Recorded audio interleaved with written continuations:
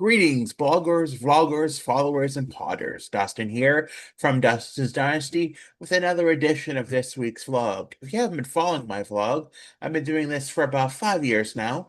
I've been living on my own for seven. It'll be celebrating tomorrow. I'll be celebrating the seventh anniversary of living on my own. And I've been working part-time for about 15 years at the same job. So I've been living this autism thing for 40 years now. I think I've been diagnosed for about 25 or so. But through all of those years, and you get to know me, you get to know my story. But through all of it, I'm learning now at the age of 40 that, there are expectations when we go into the outside world of how we act, how we respond to things, how we behave in public. And it's not that I've not always known that. It's just it's learning from past experiences and understanding that I even though, meltdowns are a part of being autistic, they are the life that is hard to see, that is embarrassing, that is challenging, but it's through those experiences that make me realize I need to be a stronger person and not allow my meltdowns to be defining of being autistic, or that you have to learn and grow from things such as your meltdowns. And through this week at day services, I was able to remember and reminisce about some of the meltdowns I've had there over the past few years. And no, there have been many, and sometimes they didn't make me the proudest self that I was. And sometimes I had to learn and grow through that. And it took a long time for me to learn and grow. And part of the biggest thing, I think, not only at the meltdowns there over the past few years, but the meltdowns that just in general, and the way I react to things in the outside world, make when people give those stares, and some people can relate to those stares and how um those stares hurt.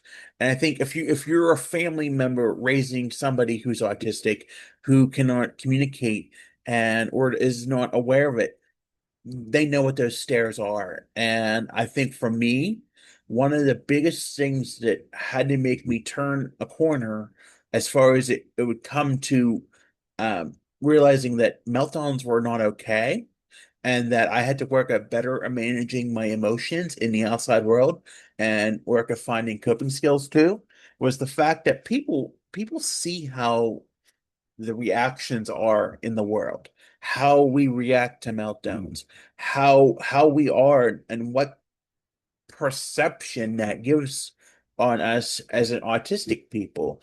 And I'm here to say that not every day is perfect, and I would never expect anyone to be perfect.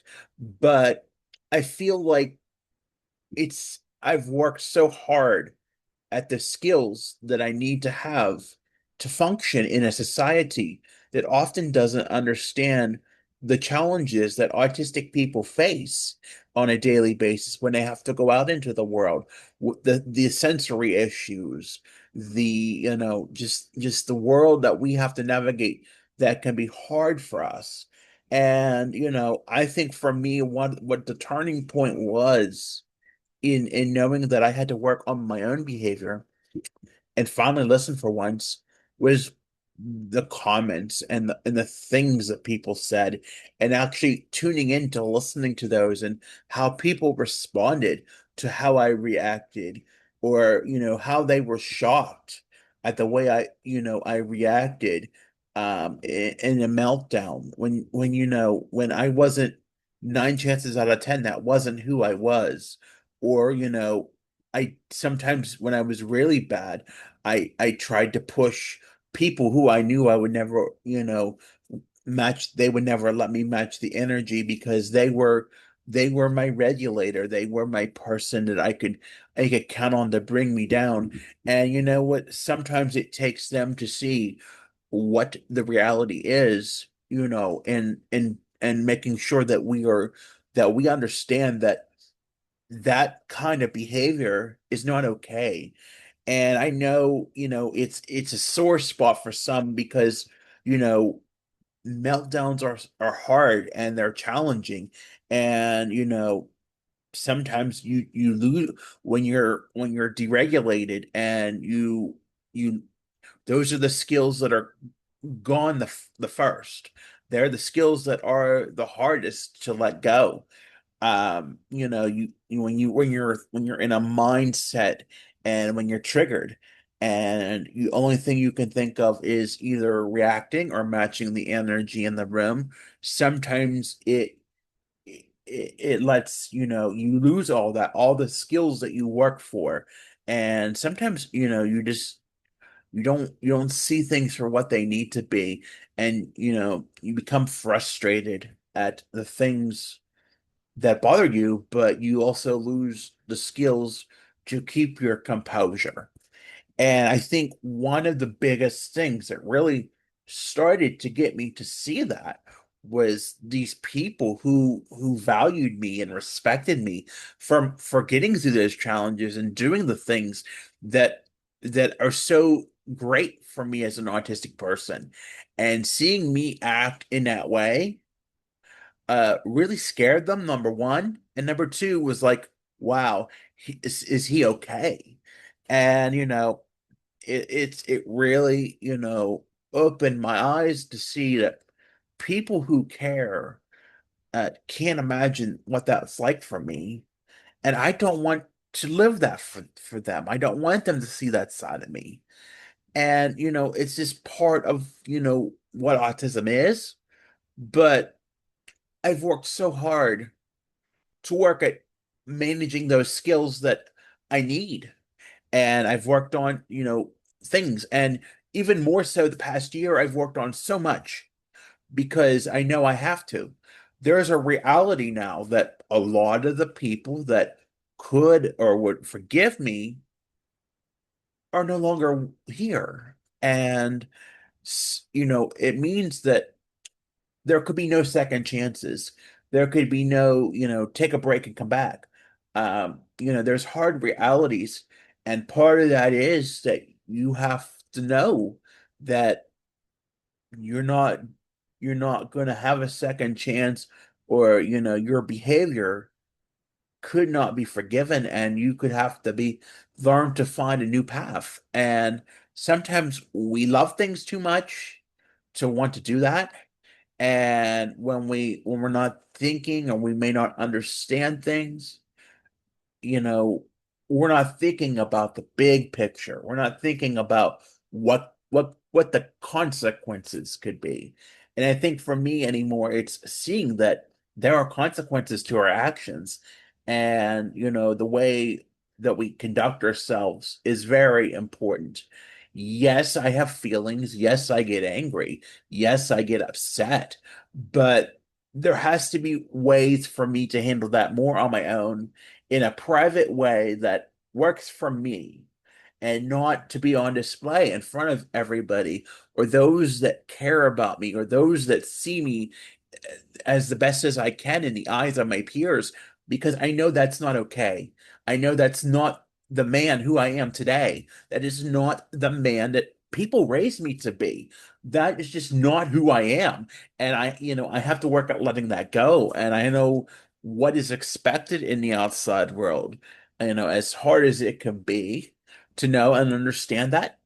I know I know that's what it has to be. And, um, I just know that, that behavior is not okay. It's not okay to be reacting in ways that's not appropriate just because you can throw the autism card. And, I think for so long I look back at things not only in those past meltdowns at day services, but just in a broader scale when we throw the autism card.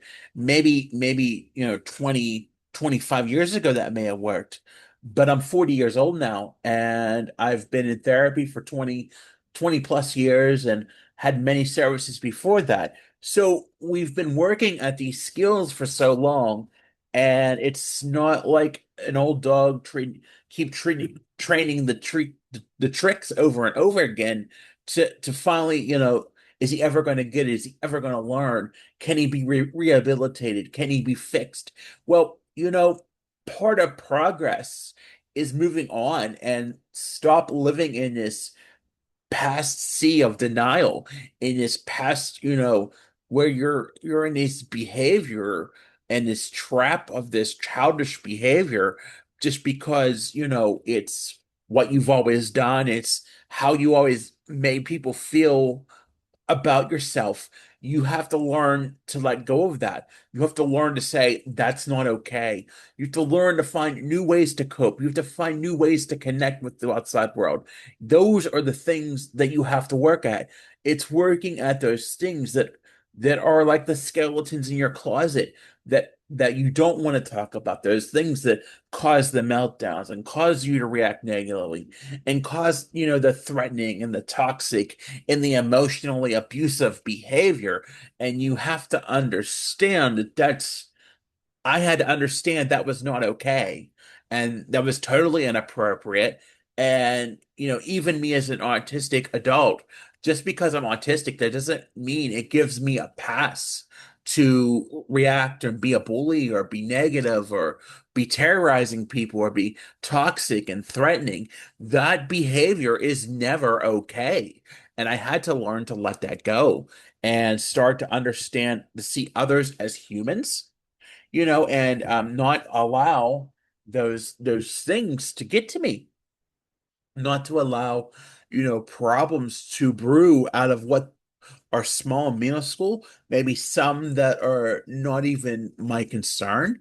I think sometimes we have to learn where we invest our energy and let our energy bloom instead of brew and make it the best that we can sometimes, and that's not easy. It's very challenging. It's just it's not what I want for myself. I want to learn and I want to grow from the things that I've learned. The behavior, the meltdowns, the reacting, the emotionally abusive behavior. I want to get away from that. And I think for the longest time there was parts of me where like, this is what autism is. But autism is also learning and growing from those past experiences and becoming a better person because you know you can, and not using 20 million excuses why you cannot. You have to let go of some things, of some behaviors because they're not really appropriate, and they're not, and you can't live in a fantasy world or believing that it's just okay. Because I also had to know on top of all of that that I only have this one chance, right? I only have this one chance to make things right. And if I do something that is not appropriate, it could be consequential. And the people that would give me second chances would no longer do that because I have I keep do if I kept doing the same things over and over and over again, then I'm just setting myself up for failure. And I want the things that I have in my life. They are what keep me well. They are what keeps me going.